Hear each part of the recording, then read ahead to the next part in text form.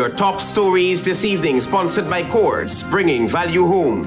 Minibus operators push for fare hike amid rising fuel and maintenance costs.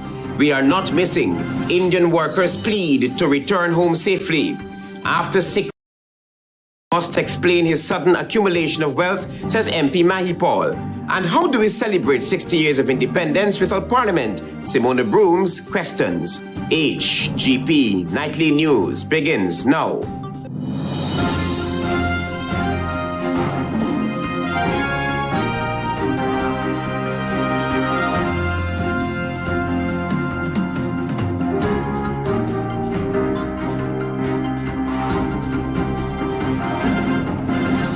Good evening to our viewers here in Guyana and online. I'm Travis Chase with the Thursday, May 21 edition of the HGP Nightly News. Here's what you need to know this evening.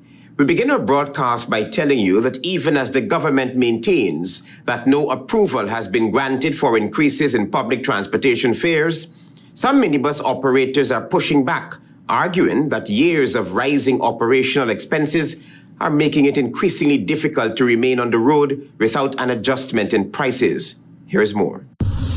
Several minibus operators are continuing calls for an increase in transportation fares, insisting that mounting expenses are putting severe pressure on their daily operations. Their minibuses were parked at the Square of the Revolution on Thursday in protest action. Mr. Edgel was on his lectern, lecturing his congregation there. Right? Making it clear that there will be no fare increase. How can you do that when you never had a meeting with the minibus operators? That is totally wrong. That is dictatorship. Your supporters, right, are not operators. No operators were at that meeting. Drivers argue that current fare structures have remained largely unchanged since 2017, while fuel prices, vehicle parts, and maintenance costs have steadily increased over the years. Is that we get an increase. It's been over 10 years now. The buses have not gotten an increase. Gas gone up, nothing. Tires, oil, everything gone up, nothing. Trans-Guyana Air Service, since gas go up, they raise their price. Nobody tell them they can't raise it. We out here working through sun, rain, picking up the commuters. All we asking for is a little increase. Operators say it has become increasingly challenging to maintain their vehicles and continue providing service while absorbing higher operational expenses. Yeah, but the ministers who feels it knows the minister salary high. The minister ain't got no bus out here. Yeah, so the minister don't come out here and ask what is we problem we're going to out here. Nobody don't even start have no conversation with me. So no, pass everything raised. Now I hear the minister saying a certain place prices drop. I want to ask the minister, which store? The government has repeatedly stated that it has not authorized or approved increases in fares across public transportation services, including minibuses, hire cars, speedboats, and airport taxis.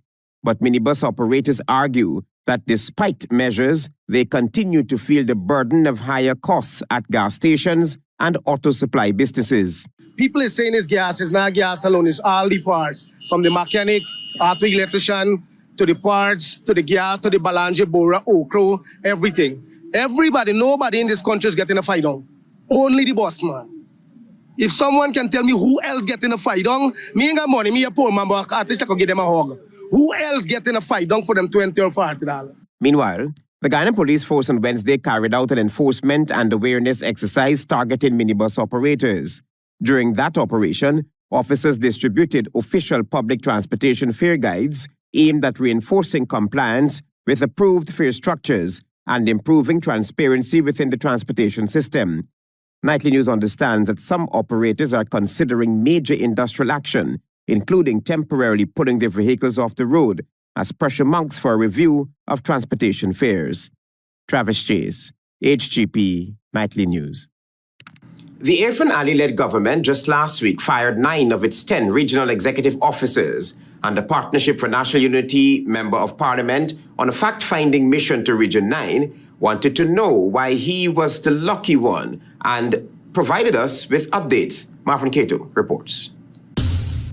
MP Ganesh Mahipaul, representing a Partnership for National Unity, on a fact-finding mission to Region 9, wanted to ascertain why Carl Singh was the only regional executive officer remaining after sweeping changes were made to all other regions. The MP said he wanted to know what secrets he was holding close to the chest for the ruling administration in the region. MAHIPAUL said he is now armed with information. First, I found out where is it he used to live before he assumed regional executive officer. And then I found out where he actually lives. Highlighting the home where the REO came from and the sprawling new mansion, ranch, and fleet of vehicles now allegedly in possession of the REO, MAHIPAUL said a trend has emerged and is accusing the official of alleged corruption. The MP said in just over 5 years, the REO has allegedly amassed unspeakable wealth, encompassing motor vehicles, large plots of land with beautiful ranch houses, and herds of cattle. MAHIPAUL said he was informed that a special guest visits the ranch whenever he visits the region. And for the toll is where Irfan Ali would normally come when he comes to Region 9. And here is where he would stay. The MP zoomed in on the property to show the sprawling lands and multiple cabins occupying said lands. He said the REO is rearing a special breed of cattle that came from Brazil, which occupies the sprawling ranch lands. MAHIPAUL sarcastically retorted that the REO has a powerful retirement plan in place. The MP has asked the Guyanese public, how did Carl Singh accumulate this amount of wealth in such a short period of time? Corruption is what defines the People's Progressive Party. Carl Singh, as we know, is one of the lackeys of the People's Progressive Party. The APNU MP said, from all indications having heard from residents, it is quite clear that Singh has some secrets. He said he is not aware of those secrets. However, he would love to grill the REO at the right forum to know what those secrets are. It cannot be comprehended, MAHIPAUL said, why 9 REOs were changed. Marvin Cato, reporting for HGP Nightly News. Leader of the Assembly for Liberty Party, SIMONA Broomes, has joined the many voices calling for a reconvening of Parliament, even as the nation prepares to celebrate its 60th independence anniversary. Antonio Day has more. SIMONA Broomes, leader of the Assembly for Liberty and Prosperity, has expressed deep disappointment over the National Assembly's failure to convene more than 90 days. The former cabinet minister told Nightly News that this prolonged inactivity has raised serious concerns about the government accountability and the functioning of democratic institutions in Guyana. Broomes highlight that despite the National Assembly's crucial role in scrutinizing government actions and budgetary allocations, the government has neglected to hold these sessions. The government not holding the sitting of the National Assembly, it is a great concern for all. This absence of parliamentary sittings undermines transparency, especially as key oversight functions such as the Accounts Committee review of spending remain inactive. She criticized the government's justification for administrative changes, like replacing regional executive officers as mere bluffs, lacking genuine transparency. The government pulled a bluff to change persons and said, in the name of transparency and accountability, that you move the 10 REOs. But the Accounts Committee in the National Assembly, where you can go and scrutinize the spending from the budgetary allocations, that is not happening. Furthermore, Broomes pointed to the broader implications of this neglect, emphasizing the erosion of his respect for constitutional processes and democratic offices. The government's disregard for the National Assembly, particularly as the nation approaches its 60th year of independence, according to Broomes, is seen as a sign of disrespect towards the institutions that citizens have fought to establish and uphold. We as a people, at least the least we owe it to our nation is to stand up against these things. The ALP leader is adamant that the People's Progressive Party civic respect for democracy is a farce. This independence, this National Assembly that we're going to celebrate, we're celebrating 60 years of independence. And as a government, that is how you're treating the National Assembly? Antonio Day reporting for the HGP Nightly News. Stay with us. You're watching the HGP Nightly News.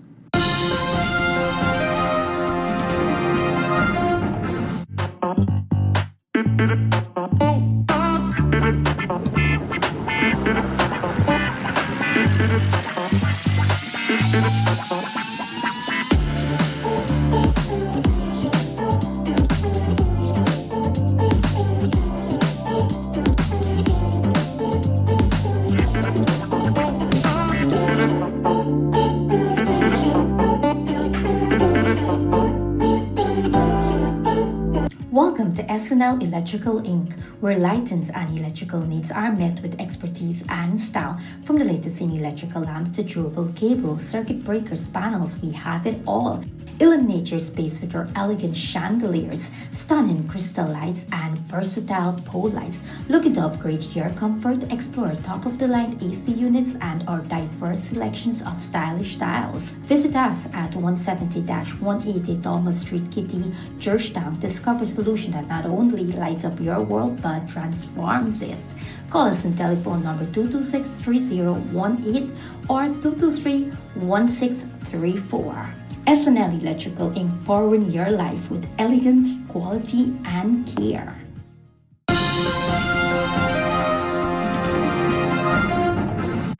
Welcome back to the HGP Nightly News.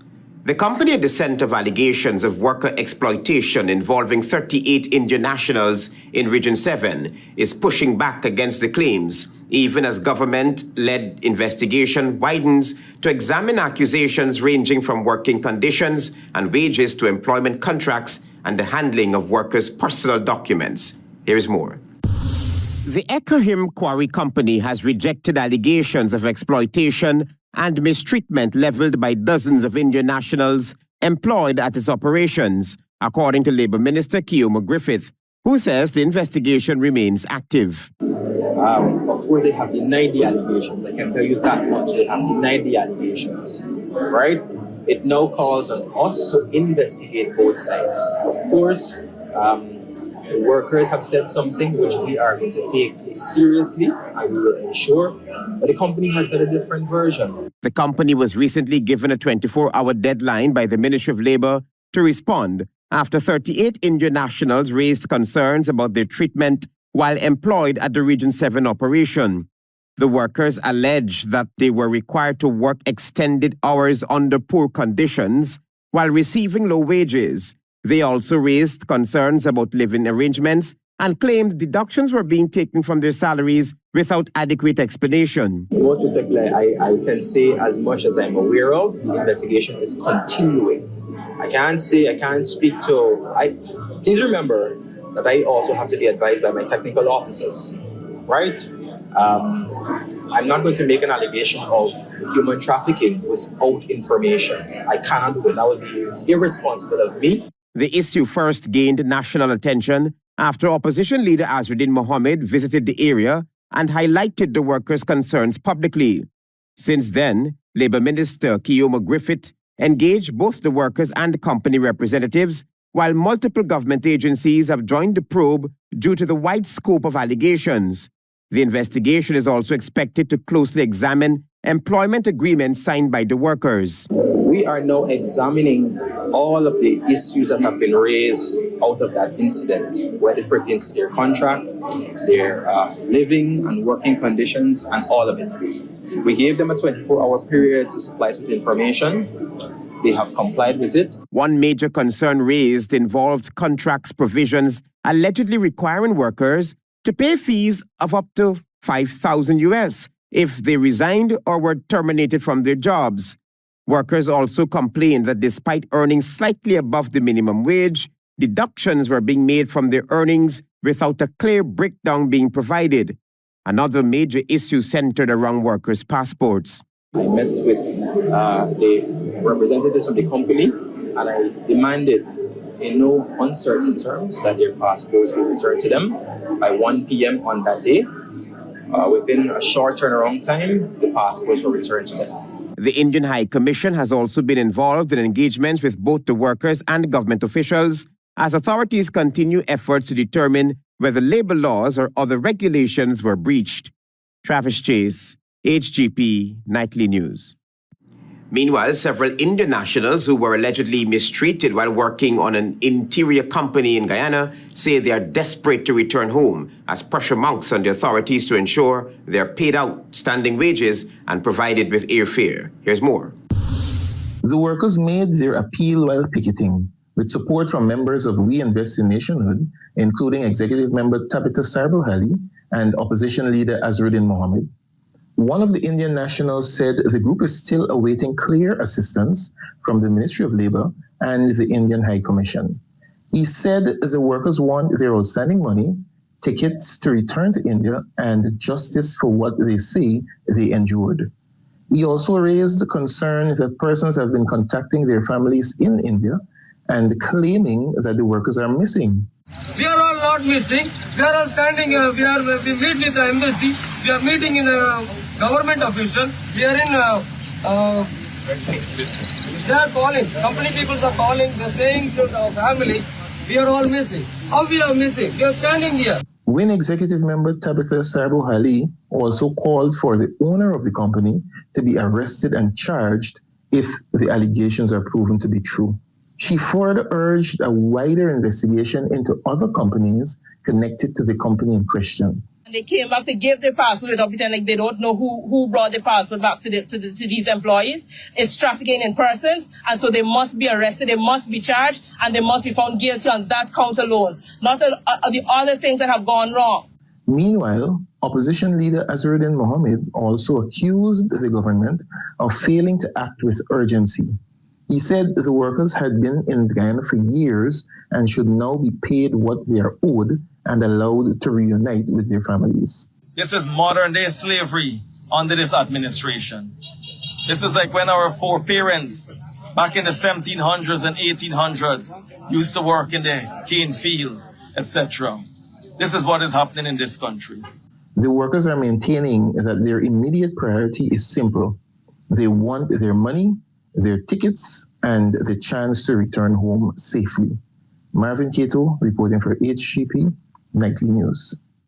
Guyana's Attorney General, Anil Nandlal, says government remains committed to implementing most of the Carter Center's recommendations on Guyana's electoral system, but maintains that the process must be done in stages, especially where constitutional changes are required. Here's more. Speaking on his weekly issues in a news program, Attorney General Anil Nandlal said that he had reviewed the Carter Center's final report on Guyana's 2025 general and regional elections and described it as a good report that raises important issues. The Attorney General focused on the report's assessment of Election Day and the tabulation process, arguing that the findings confirm the value of reforms introduced after the disputed 2020 elections. He, however, rejected suggestions that the government had ignored previous electoral recommendations, saying that some forms had already been implemented and others would require more time. As we stated, we are committed to implementing most of these recommendations, but they have to be done in stages. However, the Carter Center's report also made clear that several issues remain unresolved, including concerns over campaign finance, the voter list, GCOM's politically divided composition, and the need for stronger public trust in electoral institutions. Tomorrow afternoon, there is a scheduled meeting to take place. And one of the things that we are concluding discussions on in that commission is the planning of an outreach program through which we will begin public consultations across the length and breadth of Guyana. The AG's position is that reform is ongoing and must be treated as a process. He said the government is not rejecting the recommendations, but implementing them according to their legal and constitutional requirements. By the time the next elections cycle come around, we would have accomplished most of the tasks which we have set ourselves. The report also places pressure on the government and the Constitutional Reform Commission to ensure the remaining recommendations are addressed before Guyana returns to the polls. Antonio De reporting for the HGP Nightly News. You're watching the HGP Nightly News. Stay with us. There is more news ahead. Planning a cleanup? We can help. Sevon's Waste Management skip bins can be provided for home renovation projects, yard cleanup, or construction project. It's simple. Step 1, give us a call. Step 2, we put down the bin. Step 3, load it up with all of your junk. Step 4, we take it away. That's simple. Bins are also available in various sizes, so there is no job that is too big or too small. Call Sevon's Waste Management today at 218-1455.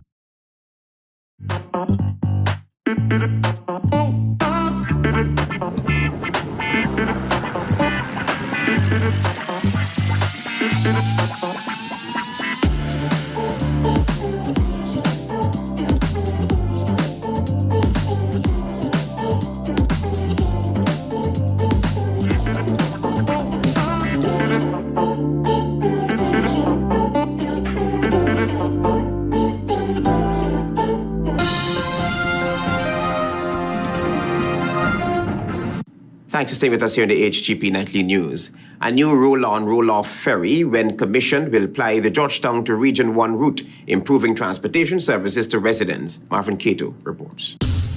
The government of Guyana, through Maritime Administration Department MARAD, purchased another vessel to add to the growing number of boats that are in its possession. The new ferry, which was acquired from Greece and built in 2024, is expected to ply the Region 1 route. Public Works Minister Juan Egil, during a media update on Wednesday, said the acquisition was timely and aims to improve connectivity and commerce. A fourth vessel, which carries the current name, the Calliope N. Egil, accompanied by officials from the Transport and Harbors Department, General Manager Yolanda Hughes, Maritime Administration Department Director General Captain Stephen Thomas, and other staff, toured the new 50-meter vessel at the Kingston Goods Wharf. Minister Egil disclosed that the vessel will be assigned to ply the Region 1 route. However, President Irfan Ali will commission the vessel, which is expected to be done shortly. We look forward for when His Excellency the President will approve of a new name more fitting to Guyana and Guyanese. The minister responsible for maritime also informed the media that when the new boat would be commissioned, 3 wharves will also be commissioned. The new Kingston Goods Wharf with a new terminal building, the Mabaruma Wharf with the fantastic new terminal building, as well as the new Manwari Wharf and the new facilities. Egil also highlighted that Region 1 will now be serviced by 4 vessels, which will significantly improve transport and connectivity for the people of the Northwest District. The new vessel, which is fully air-conditioned, has a capacity to carry 264 passengers, 82 cars, and 19 trucks. Marvin Cato reporting for HGP Nightly News. Antonio Day tells us now that the local brewery distribution company Banks DIH Limited has been honored with the Mon Selection Gold Quality Award. This award is a top independent quality certification for consumer products and recognizing exceptional excellence. Here's more. On Thursday, Ghana Household Beverage Company Banks DIH was honored with Mon Selection Gold Quality Award at the company's headquarters in Thirst Park, Rheinveld. Sonny Forrester, communications lead of Banks DIH, noted receiving this award places the brewing company among elite global manufacturers, meeting international quality benchmarks. This award is one of the world's most prestigious and recognized award, and we are happy to say that we have once again produced products to the standard and quality that meets these requirements. The Mon Selection evaluation process is geared at assessing various factors including production methods, taste, safety, and overall consumer satisfaction. This achievement not only reflects the company's commitment to delivering superior products, but also enhances its reputation on the world stage. Banks DIH's dedication to quality consumers can trust the excellence of their beverages, setting them apart in the competitive market. Matthew Kendall, brewmaster at Banks DIH, briefly highlighted that beverages such as Malta Coconut and Ginseng, Shandy, Banks, and Premium Beer received the Mon Selection Gold Quality Award. Antonio Day reporting for the HGP Nightly News. Coming from a business-oriented background, making the leap from real estate to fashion and now logistics illustrates a truly extraordinary journey for this visionary black entrepreneur, which Nightly News will feature now. Hailing from a business-oriented background, making the leap from real estate to fashion and now logistics illustrate a truly extraordinary journey for Shaka King, Chief Executive Officer of King's Logistics. Real estate, fashion, and logistics each demand unique skill sets and market understanding. King related during an exclusive interview with Nightly News. My mother being in trade, my stepmom being a customs broker, and my father, he was actually in logistics and trucking. Ashaka recognized that real estate is grounded in property management, investment, and market trends, all of which require an analytical mindset and long-term planning. She leveraged this knowledge and seamlessly incorporated it into the fashion industry. A strategic approach, she said, led to the creation of Pieces and Things, a brand that reflects her ability to blend business acumen with creative innovation. What a lot of people don't know is that I actually come from a real estate background. And so in my first life, just as I entered into adulthood, my very first job was actually a New York real estate agent. Birthless entrepreneur. Her journey meant more than business diversification. It required education to guide her path, courage to leave comfort zones, foresight to spot markets, and perseverance to build expertise. Ashaka noted that she studied business management for the fashion industry, focusing on economics during her time at the Fashion Institute for Technology. However, she observed that many of the principles thought they were not applicable to Ghana's unique market conditions. After attaining the necessary academic qualifications and marketing herself, opportunities came knocking at King's doorsteps. Securing a government contract. It was much easier money than it was getting up on camera and selling to the girls. For me, I had to procure some items for Ministry of Education. King is also thriving in the logistics industry, thanks to a dynamic team that includes her nieces, the unrelenting support of her brother from the construction industry, and a group of male employees who embody professionalism. This strong network of family and dedicated staff plays a crucial role in her success. The former Bishopian offers this advice for young people who are in business and who are finding their footing. You need to use every single thing that you have to make it.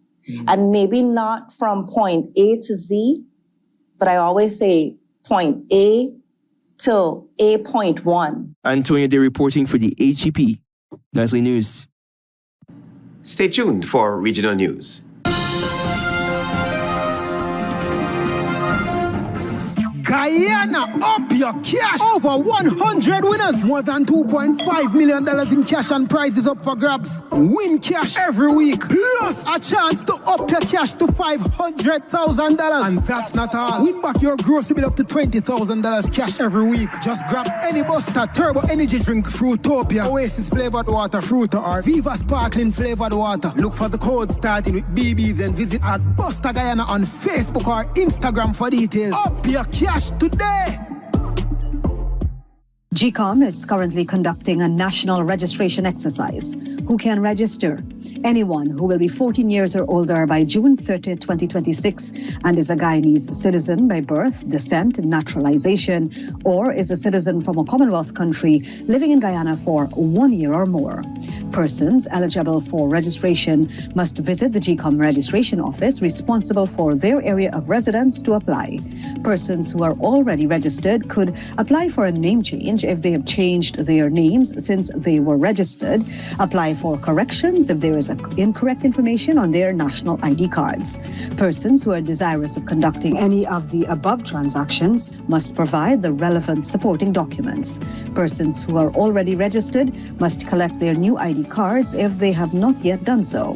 This registration exercise will end on May 29, 2026. You need to apply for a transfer if you now live at a different address than the one you were registered at.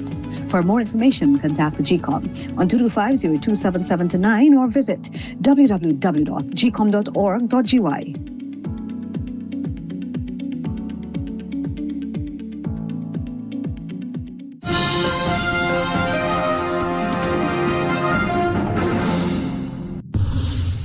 Welcome to today's edition of Regional News. I am Giselle Archibald. Thank you for joining us. We begin with news from Trinidad. Months after one of the country's newspapers closed its doors, another has informed staff that it is retrenching employees.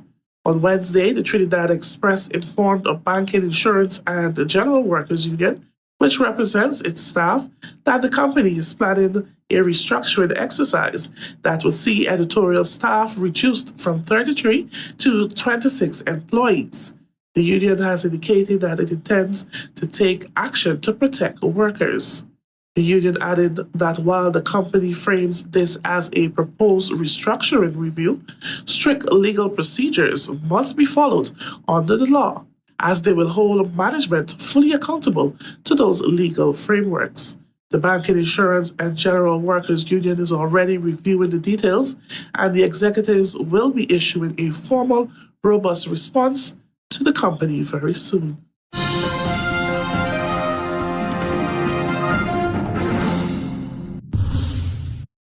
The World Bank has approved the Barbados Water Security and Sector Performance Program to the tune of $54.7 million. The initiative designed to strengthen water security and improve the sector performance in one of the world's most water-scarce countries.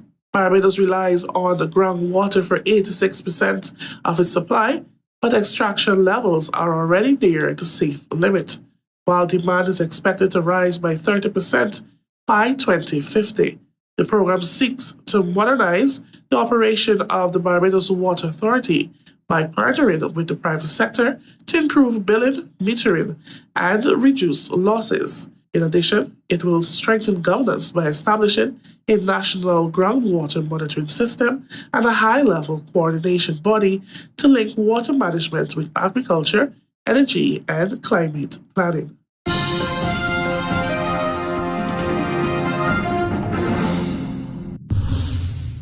And internationally, Iran's supreme leader has issued a directive that the country's near-weapons-grade uranium should not be sent abroad.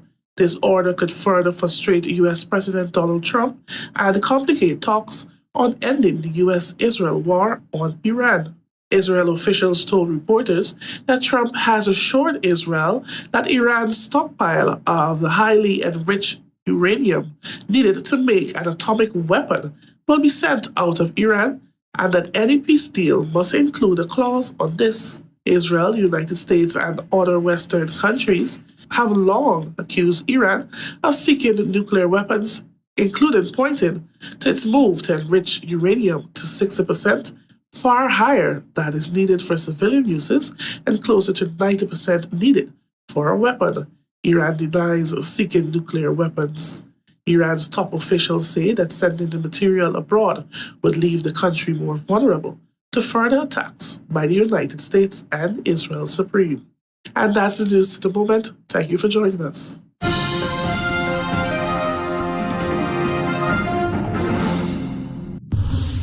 Let's join Delvin Neblet now for HGP's Sports Pulse.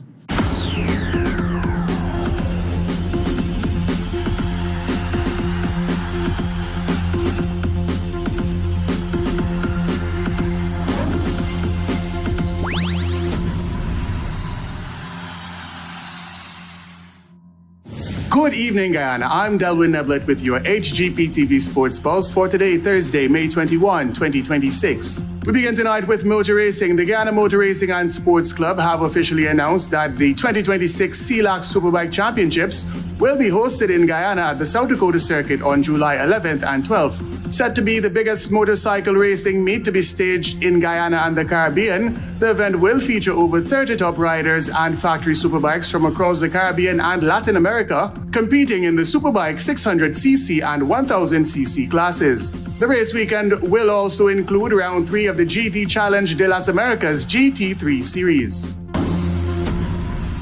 In the football, Future Sports and Entertainment Group are set to host their 2026 football tournament at the Western Tigers ground in Georgetown on Sunday.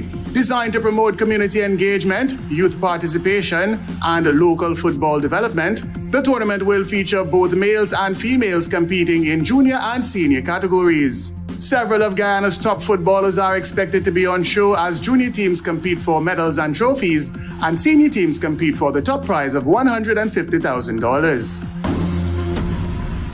Into cricket, several locally based Guyanese cricketers have been selected to compete in the 2026 Guyana Cup T20 tournament, scheduled to be played in New York and New Jersey in June. Strongly supported by the Guyanese diaspora, the tournament features American-developed players, as well as former national, youth, and regional competitors. The Long Island Raptors franchise will be led by Lusignan Sports Club Suresh Denai, and also features West Indies all-format player Kevin Sinclair, national fast bowler Niall Smith, and DCC's rising star Brandon Jaikaran. Into basketball, members of the Diaspora Select basketball team have arrived in Guyana and commenced preparations ahead of their eagerly anticipated clash against the Guyana Select 11 at the 2026 Guyana Independence Homecoming Classic on Saturday. The team, which includes Jetta Harris, Carmelo Manson-Hing, and Amish Ramlal, upon their arrival, completed a scrimmage training session at the Cliff Anderson Sports Hall in Georgetown on Wednesday. Finally, in athletics, two-time Olympian Emmanuel Archibald has unfortunately sustained a season-ending injury. Guyana's national record holder in both the 100 meters and the long jump announced via social media that he will be out of action for the remainder of 2026 while sharing footage of treatment being administered to the heel of his left foot. Archibald became Guyana's first athlete to secure a gold medal in the men's 100 meters at the CAC Games in 2023 and remains the fastest man in Guyana's history over 100 meters with a time of 10.09 seconds achieved in 2024. That's it for this edition of the HGP TV Sports Pulse. I am Delwyn Neblett reminding you to stay in the game.